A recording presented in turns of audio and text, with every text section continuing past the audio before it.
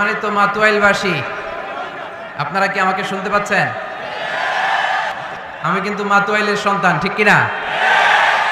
মাতুয়াইলের ছেলেরা কি ভদ্র না অভদ্র? একদিন এ দেশের আকাশে কালিমার পতাকা উড়বে, সেদিন সবাই খোদাই বিধান পে দুঃখ বেদনা ভুলবে, ঠিক কিনা? আমরা আল্লাহর বিধান চাই, আল্লাহর জমিনে আল্লাহর বিধান কায়েম হোক, বাস্তবায়িত হোক। আল্লাহ এটা যেন দু চোখ দিয়ে আমরা দেখে মরতে পারি। আল্লাহ তুমি তৌফিক দান করো।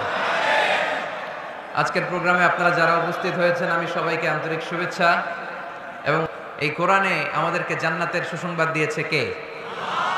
আমরা সবাই জান্নাতে যেতে চাই কি চাই না? আমরা এখানে যেমনি একত্রিত হলাম, আল্লাহ জান্নাতেও যেন আমরা একত্রিত হতে পারি, তুমি তৌফিক দাও। আবার এই কোরআনে রহমত আছে না নাই? কোরআনের তাফসীর যখন হয়, কোরআনের আলোচনা যখন হয়, কালামুল্লাহ মাজিদ থেকে তেলাওয়াত যখন হয়, বিশ্বাসীরা যদি চুপ করে সে তেলাওয়াত, সে তাফসীর শুনে, তাহলে রহমতের বারিধারা আকাশ থেকে নাজিল করে কে? রব্বুল আলামিন বলেন, ওয়া ইযা কুরিআল কুরআনু ফাসতামিউ লাহু ওয়া আনসিতু লাআল্লাকুম তুরহামুন।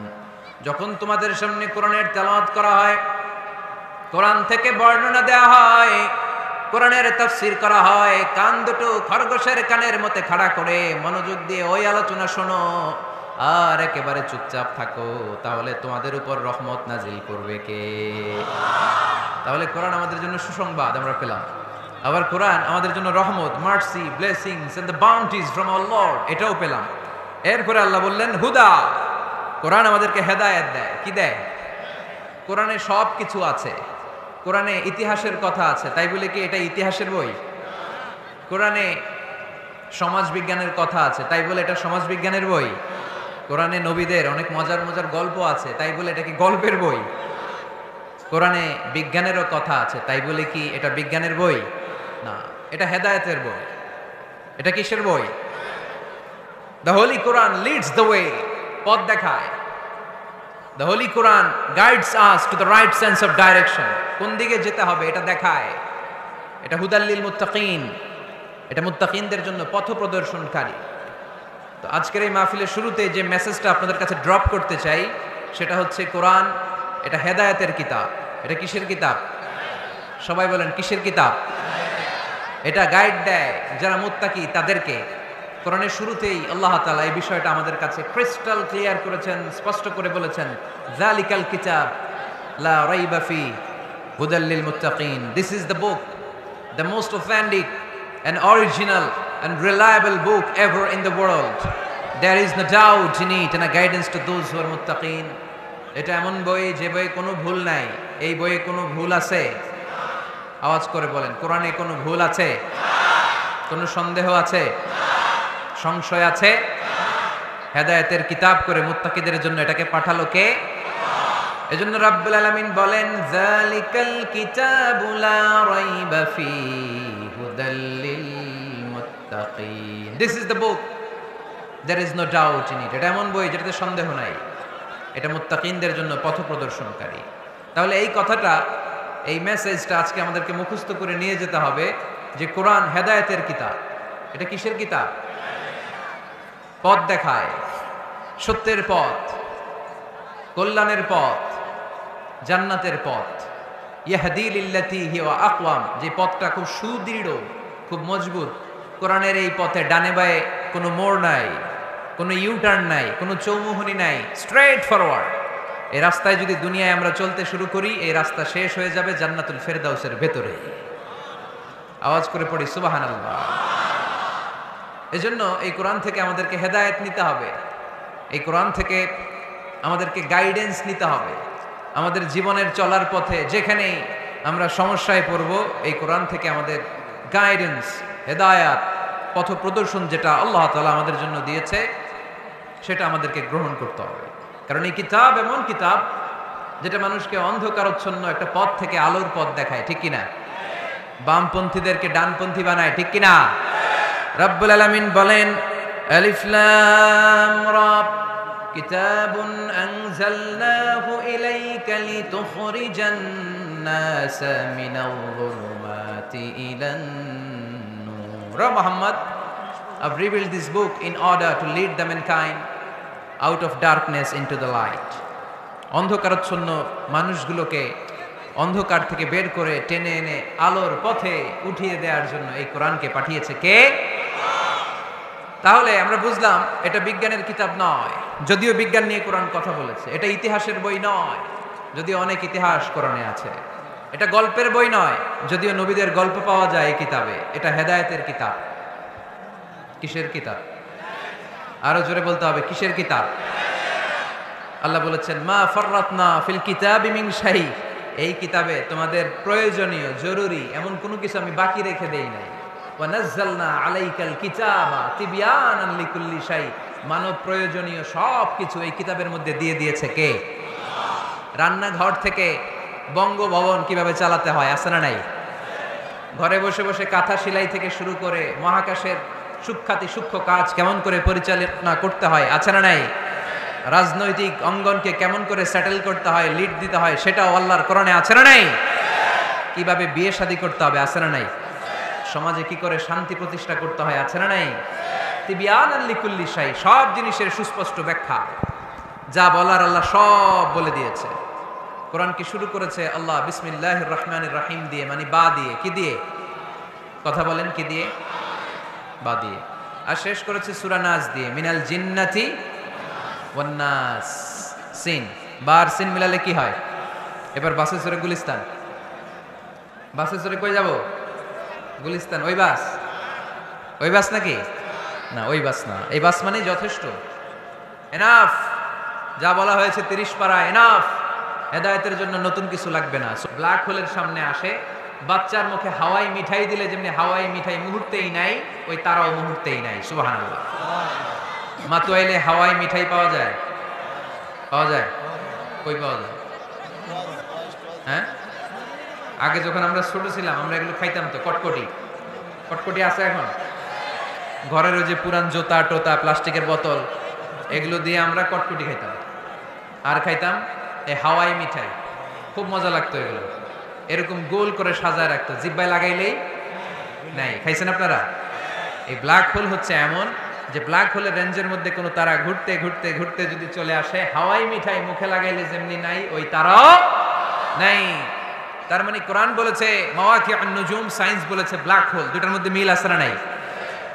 তাহলে কসমোলজি নিয়ে কথা এখানেই শেষ করি।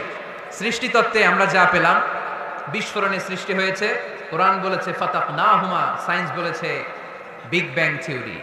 কোরআন বলেছে মুসিউন, যেটা অ্যাক্সেলারেট হচ্ছে, সায়েন্স এটার নাম দিয়েছে সুপারনোভা কসমোলজি প্রজেক্ট। কোরআন নাম দিয়েছে মাওয়াকিউন নুজুম, সায়েন্স বলেছে ব্ল্যাক হোল। প্রতিটা জায়গায় কোরআনের সাথে সায়েন্সের মিল আছে না নাই? এবার আমরা শুনবো এমব্রিওলজি নিয়ে, ভ্রূণতত্ত্ব। কি তত্ত্ব? ভ্রূণতত্ত্ব। আমরা আমাদের মায়ের পেটের ভেতরে এখন যত বড় আছি তত বড়ই ছিলাম, তাই না? কতটুকু ছিলেন? কতটুকু? একেবারে ছোট, ছোট্ট ছোট্ট ছোট্ট। বাবার শুক্রাণু, মায়ের ডিম্বাণু, দুইটা মিলিয়ে মায়ের পেটের ভেতরে আমার অস্তিত্ব দান করলেন কে? কিছুই ছিলাম না আমি। সায়েন্স 1977-এ হাম অ্যান্ড লিয়েন হুক নামে দুইজন সায়েন্টিস্ট অনুবীক্ষণ যন্ত্র দিয়ে ওরা খুঁজে পেয়েছে যে শুক্রাণুর ভেতরে, স্পার্মের ভেতরে প্রাণের অস্তিত্ব আছে। কিন্তু ১৫০০ বছর আগে এর ভেতরে যে প্রাণ আছে সেটার ঘোষণা কোরআনে দিয়ে দিয়েছে কে? ওভাম অ্যান্ড স্পার্ম, দুইটা মিলে হয় জাইগোট। তারপর জাইগোট থেকে হয় এমব্রিও, ভ্রূণ। আমি, আপনি, আমরা সবাই ছিলাম ছোট্ট একটা ভ্রূণ, ব্যাঙ্গাচির মতো। বর্ষাকালে মাতুয়াইলে খালে বিলে ব্যাঙ্গের পোনা পাওয়া যায় না? দেখতে মাছের বাচ্চার মতো, তাই না? ছোট বাচ্চারা মনে করে মাছের পোনা, বাড়িতে দইরা নিয়ে আস, মারাকে মা পোনা লয়ে আইছি, মাই দেখে দেখ কোনি আছে না নাই? আসলে কি এটা মাছ? এটা কি ব্যাঙ্গের পোনা? তো আমরা, আমি আপনি প্রত্যেকে আমরা ব্যাঙ্গের পোনার মতো ছিলাম, রক্তচোষা জোকের মতো ছিলাম, মায়ের জরায়ুর দেয়ালের মধ্যে লেগেছিলাম। তারপরে আল্লাহ তাআলা আমাদেরকে বড় করতে আরম্ভ করলেন। স্পার্ম ড্রপ থেকে আমরা হলাম ব্লাড ক্লট, রক্তপিণ্ড। সেখান থেকে আমরা হলাম মুদগা, নুতফা, আলাকা, মুদগা, 3 স্টেজ। প্রতি 40 দিন পর পর আমার সাইজ বাড়তে লাগলো। সায়েন্স এটা স্বীকার করেছে যে প্রত্যেক 40 দিন পর বাচ্চার একটা নোটিসেবল ডেভেলপমেন্ট ঘটে।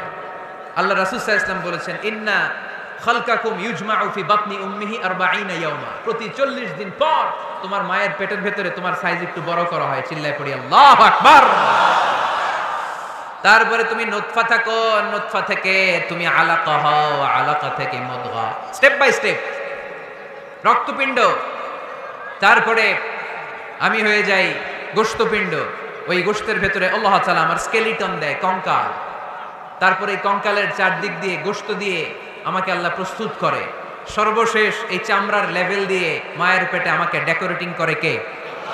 ওয়ালাকাদ খালাকনাল ইনসানা মিন সুলালাতিন মিন তিন সুম্মা জাআলনাহু নুতফাতান ফি ক্বারারিন মাকিন ثم خلقنا النطفة علقة فخلقنا العلقة مضغة فخلقنا المضغة عظاما فكسونا العظام لحما ثم أنشأناه خلقا آخر فتبارك الله أحسن الخالقين পড়েন আল্লাহু আকবার। আল্লাহ বলেন ছোট্ট নাপাক বীর্য থেকে তোমারে তৈরি করলাম। তুমি ছিলা পানির ফোঁটা, সেখান থেকে বাড়ালাম জমাটবদ্ধ রক্তপিণ্ড, সেখান থেকে গোশতপিণ্ড। ওই গোশতের ভেতরে তোমার কঙ্কাল আমি জুড়ে দিলাম, কঙ্কালের উপরে গোশত দিয়ে প্যাকেট পড়ালাম, সর্বশেষে চামড়া দিয়ে ডেকোরেশন করে দিলাম। ছোট্ট ছিলাম আমরা, একেবারে ছোট্ট, অনেক ছোট্ট। আস্তে আস্তে আমার হাত গজালো, আমার পা গজালো, আমার হেয়ারিং সিস্টেম চালু হলো, আমার রেসপিরেটরি সিস্টেম চালু হলো, আমার ডাইজেস্টিভ সিস্টেম চালু হলো, আমার স্টোমাক হলো, আমার ব্লাড সার্কুলেশন শুরু হলো, আমার হার্টের 2টা পার্টিশন হলো। আল্লাহ রুহের ফুৎকার দিলেন, আমি মানুষ হয়ে দুনিয়ায় আসলাম। কোন সুবহানাল্লাহ। 2টা পার্টিশন করে দিলেন। আর এই পাম্প মেশিন আমার মায়ের পেটের ভেতরেই চালু করে দিলেন কে? এক মুহূর্তের জন্য যদি এই পাম্প মেশিনটা বন্ধ হয়ে যায়, মুহূর্তে আমার ঠুস বানায় দিবে কে? আরে মানুষ রঙিন ফানুস দম ফুরাইলে তবু তো ভাই কারোরই নাই একটুখানি। আরে মানুষ রঙিন ফানুস, রঙিন ফানুস, আরে মানুষ। আল্লাহু আকবার। 2টা জিনিস আল্লাহ দেয়, রুহু দেয় আর ফেরেশতা দেয়। কি দেয়? রুহু দেয় আর ফেরেশতা দেয়। মানুষ যখন মরে যায় 2টাই চলে যায়, রুহুটাও চলে যায়, ফেরেশতাও চলে যায়, ঠিক কিনা? আমাদের কাঁধে ফেরেশতা আছে না নাই? 2 কান্দে ছিল যে তোমারে 2 জনা পাহারা, তোমারে একলা থুইয়া পালাইছে তাহারা। তোমার 8 কুঠুরি 9 দরজা বন্ধ এবার হলো রে, হলো মুখে আল্লাহ রসুল সবে বলো, ও মুখে আল্লাহ রসুল সবে বলো। দুয়ারে আইসাছে পালকি নাই ওরে গাও তো হলো রে, তোলো মুখে আল্লাহ রসুল সবে বলো, ঠিক কি না? রুহুর ফুৎকার যখন মায়ের পেটে দিলেন, হার্টবিট চালু হয়ে গেল, অলিন্দ নিলয়। বাংলায় কি বলে? ইংরেজিতে সিস্টলিক এন্ড ডায়াস্টলিক। ধপ ধপ ধপ করে আমার এই হার্টের পার্টিশন থেকে ধপ ধপ করে আমি যে পৃথিবীতে এসেছি এটা জানান দিল কে? এই প্রক্রিয়ায় আল্লাহ আমারে বানালেন। এই যে এতগুলো মাস মায়ের পেটের ভেতরে ছিলাম, পৃথিবীর কেউ আমারে খাবার দিতে পারছে? চিকিৎসা করতে পারছে? যে কবিরাজ আমারে খাবার দিলেন, অক্সিজেন দিলেন, ওই কবিরাজের নাম কি? আল্লাহ। 7 মাস আল্লাহ বললেন ফি যুলুমাতিন সালাস, 3টা প্যাকেটের ভিতরে তুমি ছিলা। কোরআন বলে কয়টা প্যাকেট? জোরে বলেন, সবাই বলেন কয়টা? কোরআনের ভাষ্য মতে 3টা প্যাকেট। মডার্ন সায়েন্সও তাই বলেছে, 3টা প্যাকেট। প্রথম প্যাকেটের নাম প্লাসেন্টা, ইংরেজিতে বলে প্লাসেন্টা। এটা হচ্ছে ফুল। বাচ্চা বেরোয়ার কিছুক্ষণ পরে মায়ের জরায়ের ওখান থেকে একটা ফুল বেরিয়ে আসে, এইটার প্যাকেটে ছিলাম। প্যাকেট বানাইছিল কে? 2 নম্বর প্যাকেটের নাম ওম, মায়ের জরায়ু, জরায়ুর প্যাকেটের ভিতরে ছিলাম। 3 নম্বর হচ্ছে আমার মায়ের পেট, হার বেলি, এই পেটের প্যাকেট। 3টা প্যাকেটের ভিতরে ফি ক্বারারিন মাকিন, গোপনতম প্রকোষ্ঠে আমাকে মায়ের পেটের ভেতর থেকে পৃথিবীতে বের করে দিল কে? কত ক্ষুদ্র ছিলাম, সেখানে আমি বিজয়ী হয়েছি, ঠিক কিনা? এই যে লাম, তারা প্রমাণ করেছে যে অণুবীক্ষণ যন্ত্র দিয়ে তারা দেখেছে এক ফোঁটা বীর্যের ভেতরে 20 কোটি শুক্রাণু যদি না থাকে তাহলে ওই ফোঁটা শুক্রাণু থেকে মায়ের গর্ভে কোনো সন্তান জন্মলাভ করে না। কয় কোটি? আমি ওই 20 কোটি শুক্রাণুর একটা, আপনি ওই 20 কোটি শুক্রাণুর একটা, ঠিক কিনা? তার মানে মহা একটা যুদ্ধ হয়েছিল তখন ডিম্বাণুর ভেতরে আঘাত করার জন্য। সেই যুদ্ধে 19,99,99,999 শুক্রাণুকে পেছনে ফেলে ওই খেলায় চ্যাম্পিয়ন হয়েছিলাম আমি, চিল্লায় বলেন ঠিক কিনা?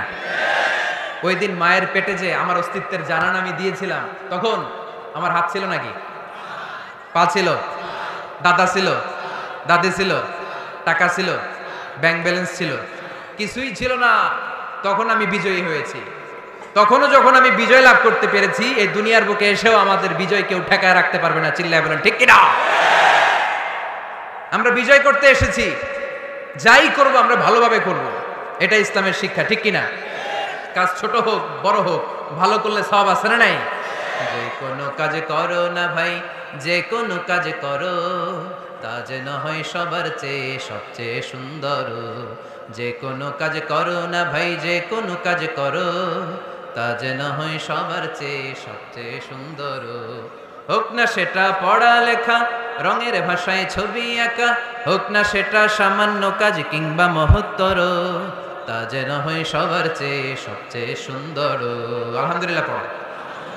কাজ ছোট হোক কিংবা বড় হোক, এটা ভালো করে করতে বলছে কে?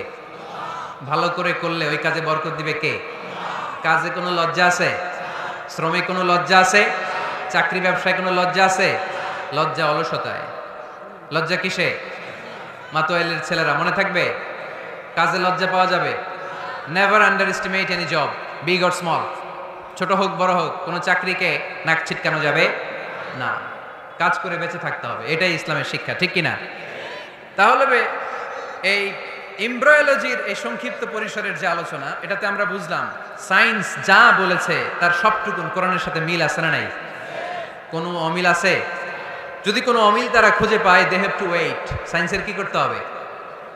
অপেক্ষা করতে হবে। কারণ শুরুতে যা বলেছে এটা মনে রাখতে হবে কিন্তু, কারণ সায়েন্সের মূল থিওরি, সায়েন্সের কোনো থিওরি ফাইনাল না। আর কোরআনের মূল থিওরি, কোরআন যাই বলেছে তার সবটাই ফাইনাল, চিল্লায় বলো ঠিক কিনা? এবার দেখি হিউম্যান অ্যানাটমি নিয়ে কোরআন আমাদেরকে কি শুনিয়েছে। কোরআন আমাদেরকে শুনিয়েছে যে আমাদের দেহের প্রতিটা অঙ্গের ব্লু প্রিন্ট আল্লাহর কাছে আমাদের যে আমলনামা সেখানে আছে না নাই? আয়াহসাবুল ইনসানু আল্লান নাজমা'a 'ইযামা বালা কাদিরিনা আলা আন নুসাউমিয়া বানানা। কোরআন আমাদেরকে বলল, রব্বুল আলামিন ইরশাদ করেছেন, মানুষ কি মনে করেছে নাকি কিয়ামতের দিন তাকে জমিন থেকে উঠাতে আমি আল্লাহর কষ্ট হয়ে যাবে? না না, শুধু তাকে উঠানোটাই আমার জন্য ব্যাপার না, তাকে তো আমি উঠাবো তার হাতের আঙ্গুলের ফিঙ্গারপ্রিন্ট গুলো সহ উঠাবো। সুবহানাল্লাহ। নুসাউইয়া বানানা, বানান মানে আঙ্গুলের এই টিপ, এটার ইংরেজিতে কি বলে? টিপ বা প্রিন্ট, ফিঙ্গার টিপ বা ফিঙ্গারপ্রিন্ট। যারা সিগনেচার করতে জানে না তারা কি দেয়? টিপসই দেয় কি দেয় না? 1880 সালের আগে মানুষ জানতোই না এখানে যে টিপ আছে একটা, আমার এই আঙ্গুলের ফিঙ্গারপ্রিন্টের সাথে এইটা মিলে না, এটার সাথে এটা মিলে না, এটার সাথে এটা না, এটার সাথে এটা না, এটার সাথে আবার এটা মিলে না, হাতের গুলার সাথে আবার পায়ের গুলা মিলে না। 1880 সালে ফ্রান্সের একজন সায়েন্টিস্ট নাম ফ্রান্সিস গালটন, উনি আবিষ্কার করেছেন যে মানুষের হাতে রেখা আছে, এটাকে বলে ফিঙ্গারপ্রিন্ট। একটা রেখার সাথে আরেকটা রেখার কোনো মিল নাই। আবার পায়ের যে রেখা, এটাকে আবার ফিঙ্গারপ্রিন্ট বলে না, ওটার বলে ফুটপ্রিন্ট। ওটার কি বলে? শ্রীলঙ্কায় একটা পাহাড় আছে, তো ওরা বলে ওইখানে আদম আলাইহিস সালামের ফুটপ্রিন্ট আছে, পায়ের ছাপ। এটা সত্যি কি মিথ্যা আমরা জানি না, ইতিহাসে পাওয়া যায়। তবে সত্য যে তথ্যটা আমরা জানি, কাবা ঘরের পাশে সাইয়েদনা ইব্রাহিম আলাইহিস সালামের ফুটপ্রিন্ট সংরক্ষণ করে রেখেছেন কে? ওয়াত্তাখিযু মিন মাকামি ইব্রাহিম মুসাল্লা। সাইয়েদনা ইব্রাহিম ওই পাথরের উপর দাঁড়িয়ে কাবা ঘর নির্মাণ করতেন।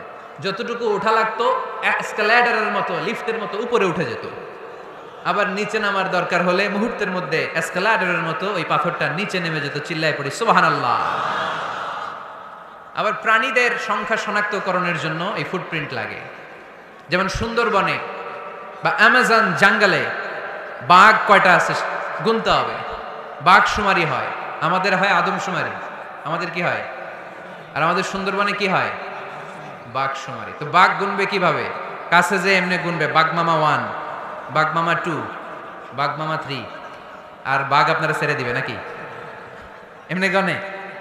ওখানে আসলে বাঘ মামার কাছে যাওয়া যায় না, তাহলে খবর আছে। ওখানে বাঘের পায়ের ছাপ দেখে বাঘশুমারি হয়, কারণ একটা বাঘের পায়ের ছাপের সাথে আরেকটা বাঘের পায়ের ছাপের কোনো মিল না। কারিগরটার নাম কি? ফ্রান্সিস গ্যালটন 1880 সালে আবিষ্কার করলেন যে একটার সাথে আরেকটার মিল নেই। 1880 সালের আগে পৃথিবীর কেউই জানতো না এই জায়গায় এই কারিশমা আছে। কেউ জানতো? কিন্তু 1400 বছর আগে কোরআনের মধ্যে বলে দিয়েছে কে?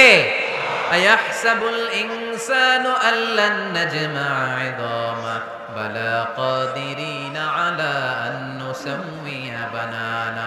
মানুষ কি মনে করেছে নাকি মানুষ মরে যাবে, হাড় গোড় পচে যাবে, তারে আমি উঠাতে পারবো না, আর তোরে তো আমি উঠাবোই, তোর ফিঙ্গারপ্রিন্ট সহকারে উঠাইয়া দেবো। এখন সব জায়গায় এটা লাগে।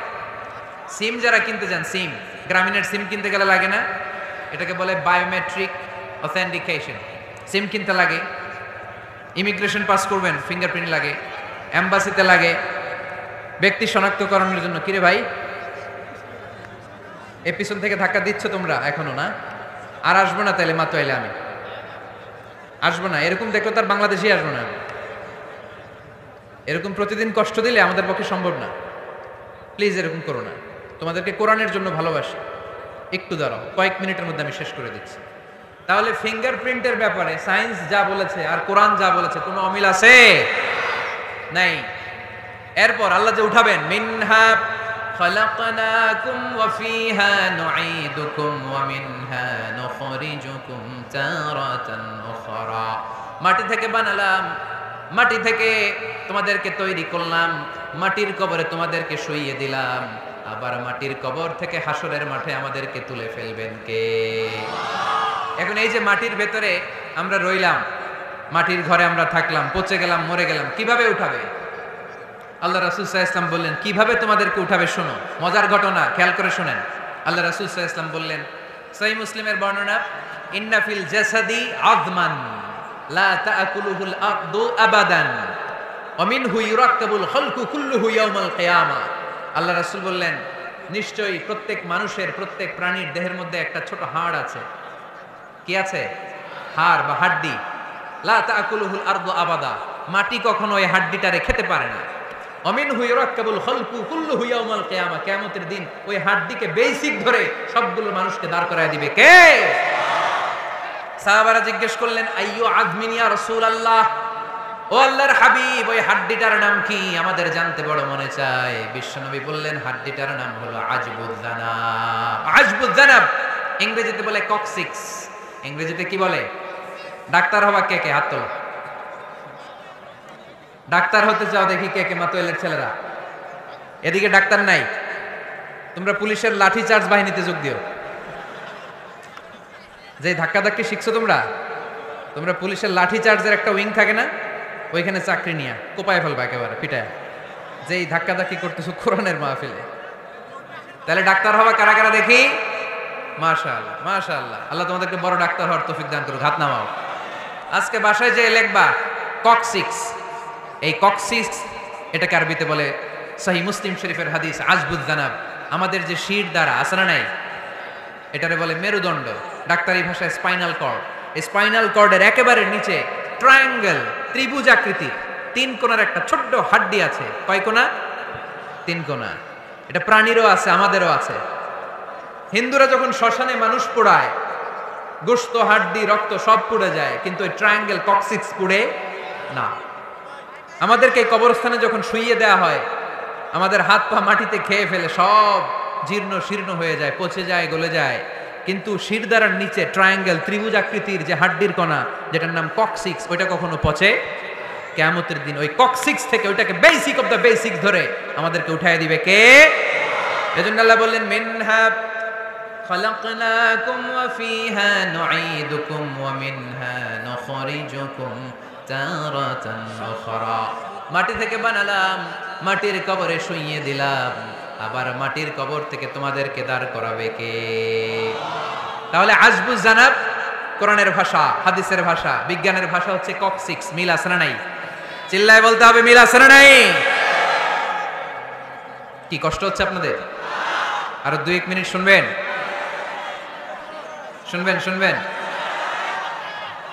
তাহলে তাকবীর পড়েন, লিল্লাহে তাকবীর, লিল্লাহে তাকবীর, লিল্লাহে তাকবীর। তাহলে হিউম্যান অ্যানাটমি নিয়ে আমরা সায়েন্সের ভাষ্য আর কোরআনের ভাষ্য যা শুনেছি, মিল আছে না নাই? এবার আমরা ফিজিক্স নিয়ে শুনবো। ফিজিক্স মানে কি? পদার্থবিদ্যা। পদার্থের অনেক গুরুত্বপূর্ণ একটা এলিমেন্ট হচ্ছে লোহা। লোহা চিনি আমরা। এই মাইকে লোহা আছে না নাই? লোহা ছাড়া মাইক বানানো যায়, বাড়ি বানানো যায়, গাড়ি বানানো যায়, ক্যামেরা বানানো যায়, মোবাইল বানানো যায়, প্লেন বানানো যায়, কম্পিউটার বানানো যায়। লোহা ছাড়া কিছুই হয় না, ঠিক কিনা?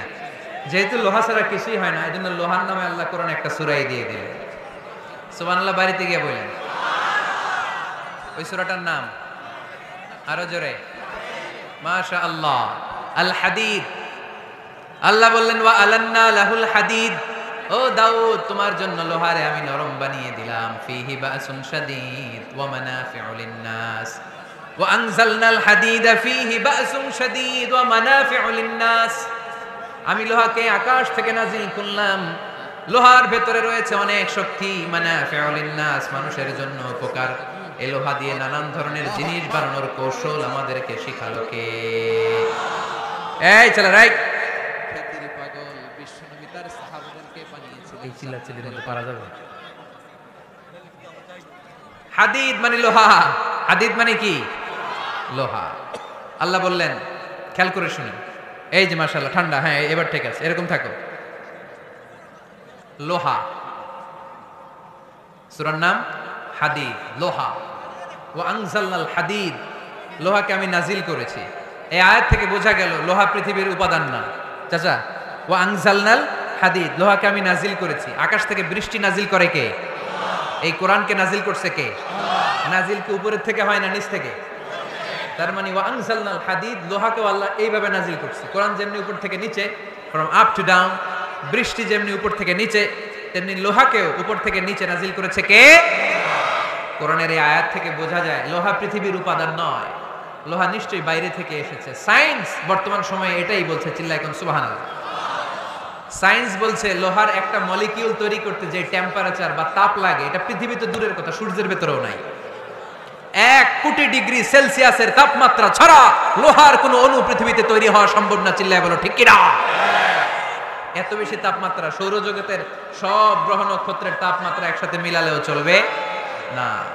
তার মানে কোরআন যা বলেছে আর সায়েন্স যা বলেছে মিল আছে না নাই? এরপরে কোরআন পাহাড়ের ব্যাপারে বলেছে, ওয়াজআলনাল জিবালা আমসাদা, আমি পাহাড়গুলোরে পেরেকের মতো জমিনে ঢুকিয়ে দিয়েছি। সুবহানাল্লাহ। তাহলে পাহাড়কে আল্লাহ তাআলা পেরেকের সাথে তুলনা করলেন। কিসের সাথে? পেরেক চিনেন? সবাই চিনেন? মাতোয়াইলে আছে পেরেক? কি করে পেরেক দিয়ে? কাঠের ভিতরে ঠুকে না, দেয়ালে ঠুকে। তাহলে আল্লাহ পাহাড়গুলোর বললেন পেরেক। আচ্ছা, পেরেক যখন আমরা কাঠের ভিতরে ঢুকাই, পুরো পেরেকটা কাঠের ভিতরে ঢুকে যায়, উপরে শুধু কি থাকে? মাথাটা থাকে, ঠিক কিনা? তার মানে আমরা যে পাহাড় দেখতে পাচ্ছি এটা পাহাড়ের মাথা। পুরো পেরেক যেমনি কাঠের ভিতরে, পুরো পাহাড়টা আছে মাটির ভিতরে। চিল্লায় পড়ি আল্লাহু আকবার। জমিনে আমরা দৃশ্যমান এই পৃথিবীতে খালি চোখে যে পাহাড় দেখতে পাই, এটা আসল পাহাড় না, এটা পাহাড়ের মাথা। যেমনি পেরেক যখন কাঠের ভিতরে ঢুকে দেই, পুরো পেরেকটা কাঠের ভিতরে ঢুকে যায় কি যায় না? পেরেক নিয়ে যখন আমি হাতুড়ি দিয়ে মারলাম, পুরো পেরেকটা কই যায়? কাঠের ভিতরে, তাই না? তার মানে খালি চোখে যে পাহাড় দেখি, এটা পেরেকের মাথা যেমনি একটু দেখা যায়, এটা পাহাড়ের মাথা। আসল পাহাড় মাটির ভেতরে, উপরে যদ্দূর দেখা যায় তার কমসে কম 10 গুণ পাহাড় মাটির ভিতরে রেখে দিয়েছে কে? এজন্য আল্লাহ উপমাটা, মেটাফরিকটা এইভাবে দিলেন, ওয়াজআলনাল জিবালা আওতাদা, এই পাহাড়কে, মাউন্ট এভারেস্টকে, আলাস্কা পর্বতমালাকে, আলপস পর্বতমালাকে, এই গারো পাহাড়কে, এই কেওটারাডাঙ্গার তাজিংডং বিজয়কে আমি পাহাড়ের মতো জমিনের মধ্যে গেড়ে দিয়েছে। চিল্লায় পড়বো সুবহানাল্লাহ। আবার আল্লাহ বললেন, ওয়ামিনাল জিবালি জুদাদুম বিদুম ওয়া হুমরুম মুখতালিফুন আলওয়ানুহা ওয়া গরাবিবু সুদ। পাহাড়ের মধ্যে কোন পাহাড় আমি বানিয়েছি ধবধবে শুভ্র সাদা, কোন পাহাড় আমি বানিয়েছি রক্তিম লাল, কোন পাহাড় আমি বানিয়েছি কুচকুচে কালো। 3 কালারের পাহাড়। কয় কালারের? মৌলিকভাবে ধবধবে শুভ্র সাদা পাহাড়, অথবা রক্তিম লাল পাহাড়, অথবা কুচকুচে কালো পাহাড়। আপনি পৃথিবীর পাহাড়গুলো নিয়ে যদি গবেষণা করেন বিভিন্ন রঙের পাহাড় আপনি দেখবেন। আমি তো পৃথিবীর অনেক জায়গায় পাহাড় দেখেছি। মিশরে আমি তুর পাহাড়ের চূড়ায় উঠেছি। ওখানে যেখানে মুসা আলাইহিস সালামের কাছে আল্লাহ নূরের তাজাল্লি দিয়ে ফোকাস করেছেন, পাহাড়টার নাম তুর পাহাড়। 2 বার আমি উঠেছি এটার চূড়ায়। উঠতে আমার অনেক কষ্ট হয়েছে। ওখানে উঠে ফজরের সালাত পড়ে আমি খেয়াল করে দেখলাম তুর পাহাড়ের আশেপাশের পাহাড়গুলো কোনোটা খয়েরি, কোনোটা কালো, কোনোটা লাল, কোনোটা ধূসর। আল্লাহু আকবার। এক এক পাহাড়কে এক এক রং দিয়ে তৈরি করলো কে? পৃথিবীতে চায়না নামে একটা দেশ আছে না? চায়না একটা শহর আছে গানজু। কি নাম? আজকে যে গুগল করবা the গানজু city located in China, চায়নাতে অবস্থিত গানজু শহরে একটা পাহাড় আছে। এই পাহাড়ের নাম রেইনবো মাউন্টেন। কি নাম? মানে রংধনুর পাহাড়। রংধনুর কয় রং? সবাই কন আর জোরে। 7 রং না? আমরা ছোটবেলায় মুখস্থ করতাম বেনিয়া সহকলা, বেনিয়া সহকলা। এই 7 রঙের পাহাড় ওখানে দেখা যায়। এক জায়গায় 7 রঙের পাহাড়। সুবহানাল্লাহ কইতে পারলেন না? মজা করে বানালো কে? সুনানে তিরমিজি আর মুস্তাদরাকে হাকিম, মুসনাদে আহমদ ইবনে হাম্বলের হাদিস। আল্লাহ যখন পৃথিবী বানালেন, এই পৃথিবীটা ঘোরার পাশাপাশি কাঁপাকাঁপি শুরু করে দিল। এই পৃথিবীর কাঁপাকাঁপি বন্ধ করার জন্য রব্বুল আলামিন পৃথিবীর মধ্যে পাহাড় গেড়ে দিলেন। 7টা tectonic plate, 7 tectonic plates creates the mountain range on earth. 7টা টেকটনিক প্লেট আল্লাহ দিলেন। পৃথিবী সৃষ্টি করার পরে পৃথিবী কাঁপে। আল্লাহ পাথর দিয়ে পেরেক মারলেন, পৃথিবী আর কাঁপে না। সুবহানাল্লাহ। ফেরেশতারা দেখে তো অবাক। ফেরেশতারা বলে আল্লাহ পাহাড়ের এত শক্তি, পাহাড় গেড়ে দিলেন পৃথিবীতে আর পৃথিবী কাঁপে না। হাল মিন খালকিকা আশাদ্দু মিনাল জিবাল। আল্লাহ আপনার সৃষ্টির মধ্যে পাহাড়ের চেয়ে শক্তিশালী কি কিছু আছে? আল্লাহ বললেন নাআম, আছে। আল হাদিদ, লোহা। লোহা পাহাড়ের চেয়ে শক্তিশালী, কারণ লোহা পাহাড়ে মারলে পাহাড় ভেঙে যায়। ঠিক কিনা? ফেরেশতারা আরো অবাক, লোহা এত শক্তিশালী? হাল মিন খালকিকা আশাদ্দু মিনাল হাদিদ। আল্লাহ তাহলে লোহার চেয়ে শক্তিশালী মনে হয় কিছু নাই? আছে। আল্লাহ বললেন নাআম, আছে। আন্নার, আগুন, কারণ আগুনের মধ্যে লোহা ফেলে দিলে লোহা গলে যায়। ঠিক কিনা? ফেরেশতারা তো আরো অবাক। ফেরেশতারা বলে তাই নাকি? আগুন এত শক্তিশালী, তো হাল মিন খালকিকা আশাদ্দু মিনান নার। আল্লাহ আপনার সৃষ্টিতে আগুনের চেয়ে শক্তিশালী কিছু আছে? আল্লাহ বলে আছে। আলমা, পানি, কারণ আগুনের মধ্যে পানি ঢাললে আগুন পাওয়া যায়। ফেরেশতারা তো এবার আরো অবাক, পানি এত শক্তিশালী, ওই পানি গট গট গট গট করে আমরা খাই, এত শক্তিশালী আল্লাহ। হাল মিন খালকিকা আশাদ্দু মিনাল মা। আপনার সৃষ্টিকুলের মধ্যে পানির চাইতে শক্তিশালী কি কিছু আছে? আল্লাহ বলে আছে। সেটা আবার কি? আল্লাহ বলে আর রিহ, বাতাস। বাতাস যখন সাগরের পানির মধ্যে উচ্ছ্বাস মারে তখন এটা জলোচ্ছ্বাস হয়ে যায়। ঠিক কিনা? বাতাসের ধাক্কায় পানি জলোচ্ছ্বাস হয়ে এক জায়গা থেকে আরেক জায়গায় যায়। আল্লাহ বললেন পানির চাইতেও শক্তিশালী সৃষ্টি আমার আছে, ওইটার নাম বাতাস। ফেরেশতারা অবাক হয়ে আবার জিজ্ঞেস করে আল্লাহ আপনার সৃষ্টিকুলের মধ্যে বাতাসের চাইতেও শক্তিশালী কিছু আছে কিনা বলেন। আল্লাহ বললেন আছে। বাতাসের চাইতেও শক্তিশালী হলো আমার আশরাফুল মাখলুকাত মানুষ। ওই মানুষ যে মানুষ গোপনে দান করে। গোপনে আল্লাকা সিররুন ইনদাল্লাহ বাইনাকা আনতা ওয়া বাইনাল্লাহ আল্লাকা সাদাকাতুন তাখফা লা ইয়ালামুহা ইল্লাল্লাহ আল্লাকা সিররুন ইনদাল্লাহ বাইনাকা আনতা ওয়া বাইনাল্লাহ আল্লাকা সাদাকাতুন তাখফা লা ইয়ালামুহা ইল্লাল্লাহ। পড়তে হবে আল্লাহু আকবার। গোপন দান যিনি করে তিনি সবচাইতে শক্তিশালী। ঠিক কিনা? এজন্য মাতুয়াইলের ভাইয়েরা গোপন দান করতে রাজি আছেন নাকি? অমুক ভাই বিশিষ্ট সমাজ সেবক 2 লক্ষ টাকা, বলেন মারহাবা। এইভাবে দান করবেন। মারহাবা করলেও আসি, না কইলেও আসি। ঠিক কিনা? মারহাবা যদি বলে দেন, সমস্যা নাই। মারহাবা না বললেও দিবেন। তাহলে খুশি কে? বেশি খুশি হয় যখন লুকায় লুকায় দেন, নাম না জানায় দেন। ওই দান আল্লাহ এমন ভাবে কবুল করে, ওই দানের কারণে 7 শ্রেণীর ব্যক্তিকে আল্লাহ আরশের নিচে ছায়া দিবে, যেদিন কোনো ছায়া পাওয়া যাবে না, ওই দিন ওই ব্যক্তিকে আল্লাহ টেনে আরশের ছায়ার নিচে বসিয়ে দিবে। তাহলে কোরআন পাহাড়ের কথা যা বলেছে, বিজ্ঞানে ওই কথা আছে না নাই? এরপর কোরআন বলেছে, আলাম তারা আন্নাল্লাহা ইউসজি সাহাবান সুম্মা ইউআল্লিফু বাইনাহু সুম্মা ইয়াজআলুহু রুকামান ফাতারাল ওয়াদকা ইয়াখরুজু মিন খিলালিহি। আল্লাহ সাগরের পানিগুলোরে তারায় মেঘ বানায়, আকাশে নেয়, বৃষ্টি নাজিল করে। এটাকে বলে, সায়েন্স এটার নাম দিয়েছে ওয়াটার সাইকেল বা হাইড্রোলজিক্যাল সাইকেল। এটাই আল্লাহ কোরআনে এইভাবে বলেছে, আলাম তারা আন্নাল্লাহা ইউসজি সাহাবা। তোমরা কি দেখো না, সূর্যের তাপে বাষ্প হয়ে, গ্যাস হয়ে পানিগুলো উপরে ওঠে। যারা বিমান দিয়ে ফ্লাই করেন, তারা বিমানের জানলার পাশে সিট পেলে দেখেন নাই কিভাবে মেঘমালাগুলো বিমানের সাথে খেলা করে? এগুলো তৈরি করছে কে? তার মানে কোরআন যা বললো বিজ্ঞান তাই বলে। সানশাইন, সূর্যের প্রখর তাপে পানিগুলো বাষ্প হয়ে উপরে যায়, ঘনীভূত হয়, কন্ডেন্সড হয়, ঘনীভূত হয়, মেঘমালা হয়। ওই মেঘ থেকে ঝিরিঝিরি ঝিরিঝিরি বৃষ্টি নাজিল করে কে? আমাদের ফসল খেতে গরু যদি খাইতে আসে, আমরা তারাই না? আল্লাহ কয়, তুই তোর ফসল ক্ষেত বাঁচানোর জন্য গরু তারাস, আমি তো আকাশে মেঘ তারাই। তোর এখান থেকে যে ফসল আসে, এখানে ফসল উৎপাদনের জন্য পরিশ্রম তুই একা করস নাই, আমারও পরিশ্রম আছে। তুই দুনিয়ার জমিনে ছাগল তাড়িয়ে দিস, মেঘ তাড়িয়ে দিস, আমি আল্লাহর আদেশে আকাশের মেঘগুলো আমি তাড়িয়ে তোর ক্ষেতের উপরে, ফসল ক্ষেতের উপরে নিয়ে বৃষ্টি নাজিল করে আমি সবুজ শ্যামল ফসল ক্ষেত দিয়েছি। তার মানে সায়েন্স যা বলেছে আর বিজ্ঞান যা বলেছে, মিল আছে না নাই? আকাশে মেঘমালা দেখলে বিষ্ণু ইসা ইসলাম ভয় পেয়ে যেতেন, দোয়া পড়তেন, আল্লাহুম্মা সাইয়্যিবান নাফিআ, আল্লাহ উপকারী বৃষ্টি দেন। বৃষ্টি দেখলে, মেঘ দেখলে আল্লাহ রাসূল পেরেশান, একবার ঘরের ভিতরে আরেকবার বাইরে, একবার ভিতরে আরেকবার বাইরে। আম্মা জান বলতেন, ইয়া রাসূলুল্লাহ, আকাশে মেঘ দেখলে আপনি পেরেশান হন কেন? আল্লাহ রাসূল কেঁদে কেঁদে বলতেন, আয়েশা, আমি জানি না এই বৃষ্টি আর তুফান থেকে মদিনায় সজীব শ্যামল ঘাস লতা পাতা জন্মাবে, নাকি এর মধ্যে থেকে বজ্রপাত এসে আমাদের পাপের কারণে আল্লাহ মদিনাটারে জ্বালিয়ে দিবে, আমি জানি না। আমরাও যে আকাশে মেঘমালা দেখি, আমরা কি জানি এটা কি রহমতের মেঘ না আযাবের মেঘ? জানি আমরা। তারপরও বৃষ্টি আসলে আমাদের গান আছে না নাই? বৃষ্টি আসলে দেখবেন গান লাগায় দেয়, বৃষ্টি পরে টাপুর টুপুর, ওই কয় পায়ে দিয়ে শোনান্নপুর, সব মুখস্থ। এগুলো করা যাবে না।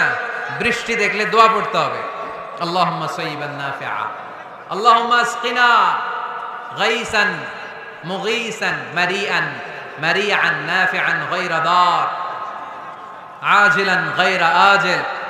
আল্লাহ, এই মেঘমালা থেকে এমন বৃষ্টি দাও যে বৃষ্টি আমাদের জন্য কল্যাণকর, যে বৃষ্টিতে ঘাসলতা পাতা জন্মায়, যে বৃষ্টিতে আমাদের গবাদি পশুর জন্য রিজিক থাকে। কল্যাণকর বৃষ্টি দাও আল্লাহ, ক্ষতিকর বৃষ্টি দিও না, তাড়াতাড়ি দাও, দেরি করো না। চিল্লায় পড়েন আমিন। কি আবার ঠেলাঠেলি?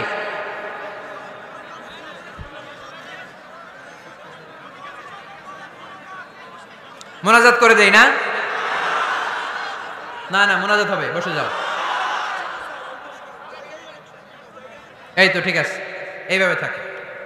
তাহলে কানগুলো খরগোশের কানের মতো খাড়া করে শোনেন। আল্লাহর হাবিব বললেন, মুস্তাদরাকে হাকিমের হাদিস, সিনতান লা তুরাদ্দান, দুই দোয়া আল্লাহ কখনো ফিরিয়ে দেন না।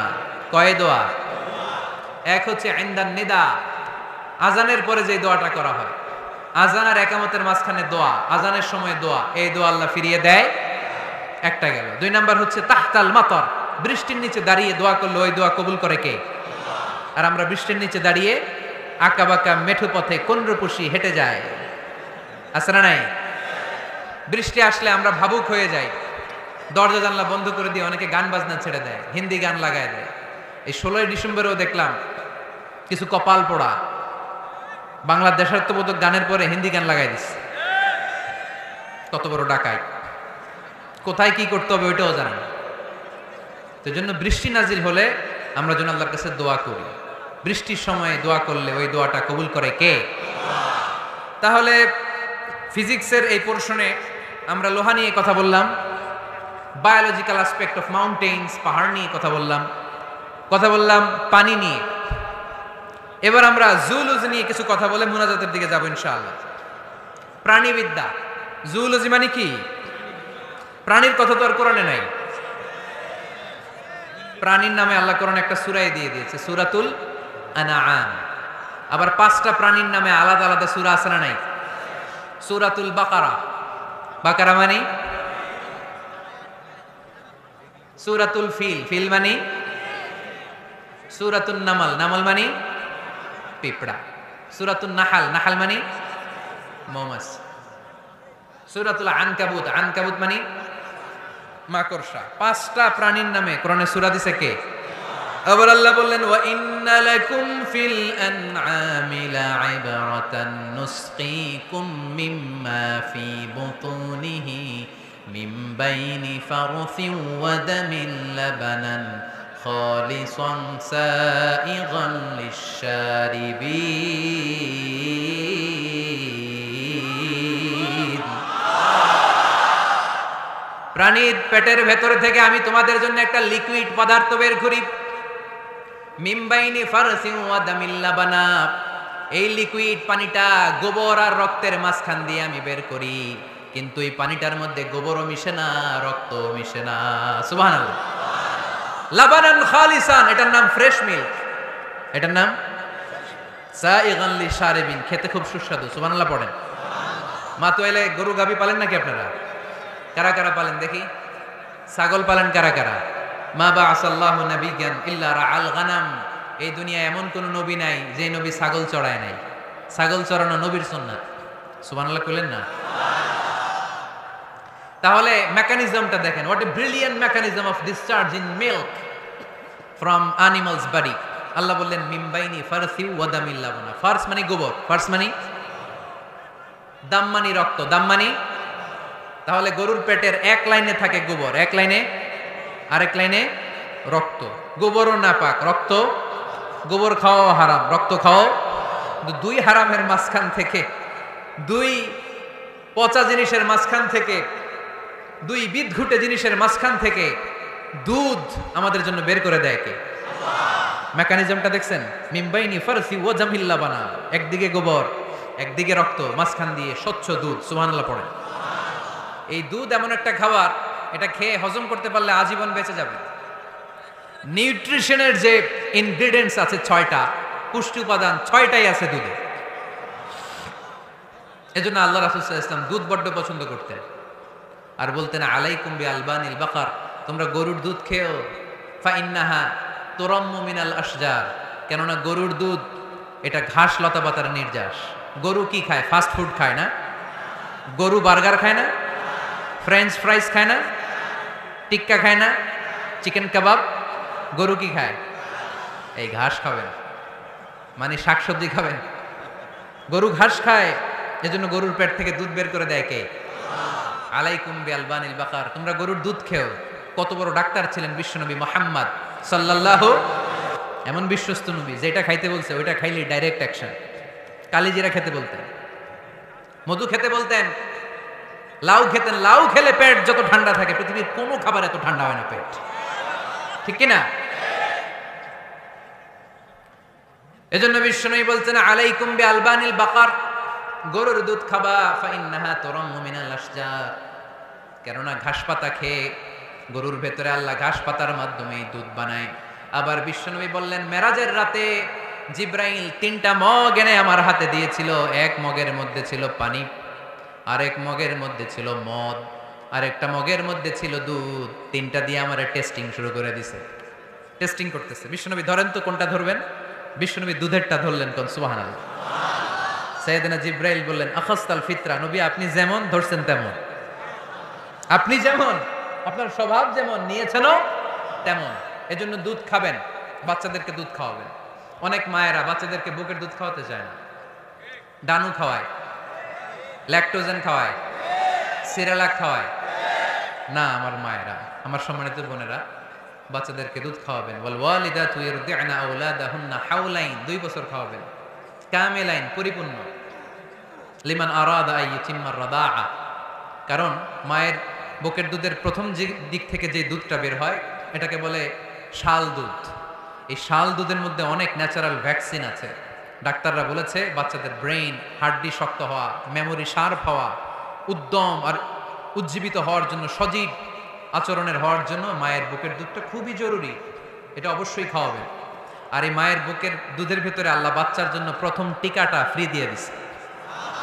বাচ্চার জন্য কিছু টিকা দেয়া লাগে না? যক্ষা, এটা সেটা, প্রথম টিকাটা ফ্রি। প্রথম টিকাটা আল্লাহ দিয়েছে মায়ের বুকের দুধের ভিতরে। এজন্য নিজেরাও দুধ খাবো, বাচ্চাদেরকেও মায়ের বুকের দুধ খাওয়াইতে হবে, ঠিক কিনা? গরুর দুধের ভিতরে অনেক পুষ্টি আছে, হজম করতে পারলে অনেক পুষ্টি। আমরা যেন বেশি বেশি দুধ পান করি, আল্লাহ তুমি তৌফিক দান করো। তাহলে দুধের এই কথা কোরআনে যা আছে, সায়েন্স তাই বলছে। কোরআন বলছে ১৫০০ বছর আগে, সায়েন্স এখন খালি ঘোষণা দিতেছে বাচ্চাদের দুধ খাওয়ান, গরুর দুধ খান, এটাতে উপকার আছে। তার মানে এই প্রাণীকুলের ব্যাপারে প্রাণীবিদ্যার যে তথ্য, কোরআন আর বিজ্ঞান মিল আছে না নাই? এরপরে কোরআন বলেছে মধু খাও। وَأَوْحَى رَبُّكَ إِلَى النَّحْلِ أَنِ اتَّخِذِي مِنَ الْجِبَالِ بُيُوتًا وَمِنَ الشَّجَرِ وَمِمَّا يَعْرِشُونَ ثُمَّ كُلِي مِنْ كُلِّ الثَّمَرَاتِ فَاسْلُكِي سُبُلَ رَبِّكِ ذُلُلًا يَخْرُجُ مِنْ بُطُونِهَا شَرَابٌ مُخْتَلِفٌ أَلْوَانُهُ فِيهِ شِفَاءٌ لِلنَّاسِ إِنَّ فِي ذَلِكَ لَآيَةً لِقَوْمٍ يَتَفَكَّرُونَ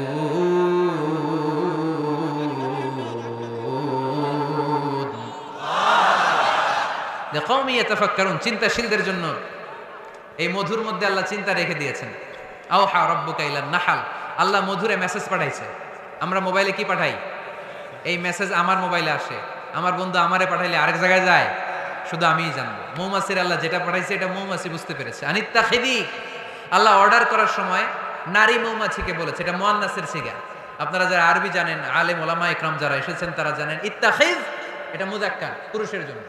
ইত্তাখিদি মুয়ান্নাস, নারীদের জন্য। আল্লাহ মৌমাছিকে যখন বলেছেন মৌচাকের বাসা বাঁধো, তখন আল্লাহ পুরুষ মৌমাছিরে বলে নাই, বলছে নারী মৌমাছিকে। কোন মৌমাছিকে? কার্ল ভন ফ্রেশ নামে একজন অস্ট্রিয়ান বিজ্ঞানী, এই সায়েন্টিস্ট গবেষণা করে দেখেছে মৌচাকের বাসার মধ্যে পুরো মৌমাছির সব কার্যক্রমের প্রধান যে থাকে এটা পুরুষ মৌমাছি না, এটা নারী মৌমাছি। সুবহানাল্লাহ, এত আসতে। অস্ট্রিয়ান এই সায়েন্টিস্ট একটা বই লিখেছে, দ্য ডান্সিং বিজ, কিভাবে ফাসলুকি সুবুলা রব্বিকি যুলুলা। এইখানে মৌচাক আর মধু আনতে যায় 5 মাইল দূরে, এরপরে আবার এই রাস্তাটা চিনে মৌমাছি যা আসে ওর রাস্তা চিনায় দেয় কে? আল্লাহ সিক্রেট মেসেজ দিয়ে বললেন ইত্তাখিদি, ঘর বানাও। আওহা রাব্বুকা ইলান নাহলি আন ইত্তাখিদি বাইতা, উপরে ঘর বানাও। মিনাল জিবালি বুয়ুতা, পাহাড়ে বানাও, গাছের মগ ডালে বানাও, যাতে পোলাপানরা ঢিল মারতে না পারে। কাছাকাছি নিচু জায়গায় মৌচাকের বাসা হলে পোলাপানরা কি করে? মধ্যে ঘর জন্য ঢিল মারে না? আল্লাহ দেখেন কিভাবে সিক্রেট মেসেজ দিল যে নিচে তুমি তোমার মৌচাকটা করো না, উপরে বানাও। আর আমার দেখা পথ অনুযায়ী তুমি মধু নিয়ে আসো। এটাকে বলে ফ্লাওয়ার নেক্টার, পুষ্পরস। মধু এত ভালো কেন? এর কারণ মৌমাছি যখন পুষ্পরস বা ফ্লাওয়ার নেক্টার সে নিয়ে আসে, সে ফলের রস আনে, সে ফুলের রস আনে, সে বনাজি গাছ থেকে আনে, ঔষধি গাছ থেকে আনে, হার্বাল ট্রি থেকে আনে। এজন্য মধুর চেয়ে ঔষধি গুণ সম্পন্ন কোন ন্যাচারাল লিকুইড পানীয় পৃথিবীতে আবিষ্কার হয় না। চিল্লায় এখন সুবহানাল্লাহ। ফাসলুকি সুবুলা রব্বিকি যুলুলা, এগোতে থাকো। তারপরে মধুগুলোকে নিয়ে বাসার মধ্যে রাখো। এই আয়াত থেকে প্রমাণ হয় পুষ্পরস সংগ্রহ করে মধু এটাকে খেয়ে ফেলে, এমন না মুখ দিয়ে এনে মৌচাকে রেখে দেয়, না, এটা খেয়ে ফেলে। খেয়ে পেটের ভেতরে একটা চেম্বার আছে, আলাদা একটা চেম্বার, ওইখানে এনজাইম দিয়ে এটাকে সমৃদ্ধ করে। তারপর একটা টিউব আছে এটার পেছনে, টিউব দিয়ে মৌচাকের ভেতরে মধুকে পৌঁছে দেয় আমাদের জন্য। কোন সুবহানাল্লাহ। এই অস্ট্রিয়ান সায়েন্টিস্ট উনি গবেষণা কইরা অপারেশন করে মৌমাছি কেটে দেখতে পেল মৌমাছির পেটের ভিতরে একটা পাকস্থলী না আমাদের মতো, ওর পেটের ভিতরে আল্লাহ 2টা পাকস্থলী দিয়েছে। একটা তার নিজের খাবারের পাকস্থলী, আর একটা আমাদের জন্য যে মধু এনে এটাকে এনজাইম লিকুইড দিয়ে সমৃদ্ধ করবে, ওইটার জন্য আরেকটা পাকস্থলী। চিল্লায় পড়তে হবে আল্লাহু আকবার।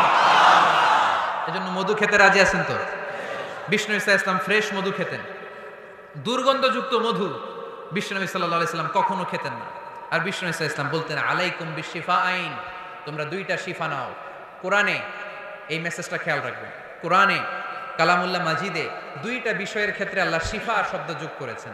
এক হচ্ছে স্বয়ং কোরআনের ক্ষেত্রে আল্লাহ বলেছেন এটাতে আছে শিফা, আর মধুর ক্ষেত্রে বলেছেন মধুতে দিয়েছি আমি শিফা। এজন্য বেশি বেশি মধু খাওয়ার দরকার আছে না নেই?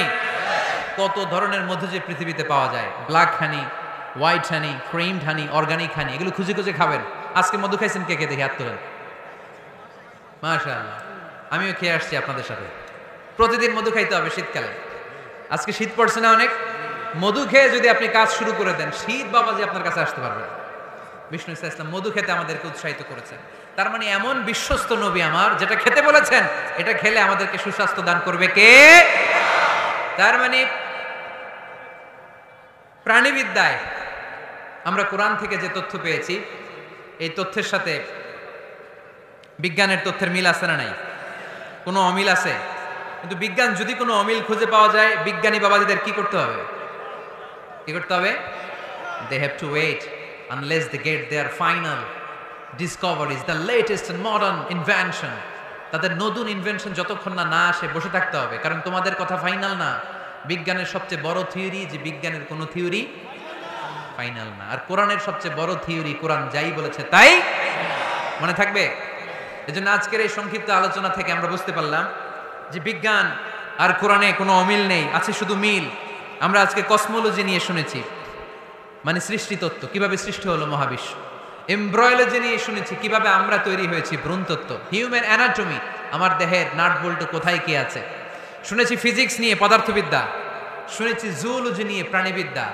এই 5টা পয়েন্টে সংক্ষিপ্ত পরিসরে যা আপনাদেরকে শোনালাম, আরো অনেক আছে, scientific indications, natural phenomena and cosmic symbols. এই 5টাতে আজকে আমরা সায়েন্সের আলোকে প্রমাণ করে দেখাতে পেরেছি যে কোরআনে আর বিজ্ঞানে কোনো অমিল নেই, আছে শুধু সাদৃশ্য। চিল্লায় বলো ঠিক কি না?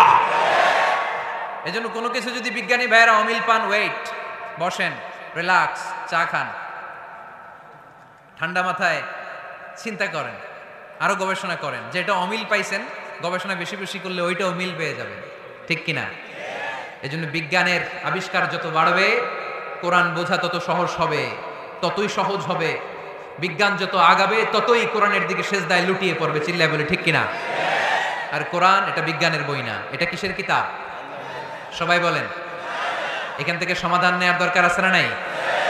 জীবন সমস্যায় আমরা কোরআন থেকে সমাধান নিব, কারণ কোরআন আমাদেরকে সঠিক জীবন দর্শন শিক্ষা দেয়। আল্লাহ আমাদের সবাইকে কথাগুলো বোঝার ও আমল করার তৌফিক দান করুক। আমরা পড়ি আমিন।